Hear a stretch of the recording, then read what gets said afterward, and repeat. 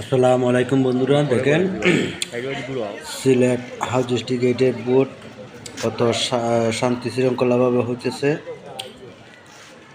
সিলেটে কয়েকটা সেন্টারে কোনো জায়জামালা নাই, কত সুন্দরভাবে বুটগুলা হচ্ছে, কত শৃঙ্খলাভাবে।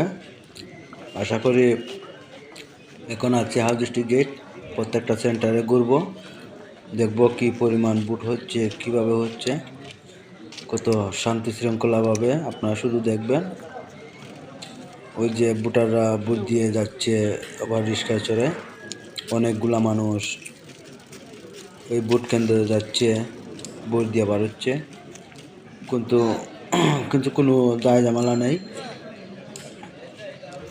বুটাররা নাম্বার নিচ্ছে, নিয়ে বুট দিচ্ছে,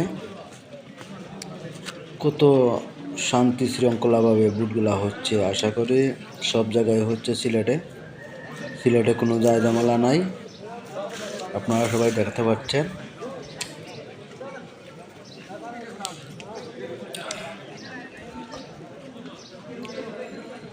আসলে সিলেট অন্তত ভালো একটা জায়গা।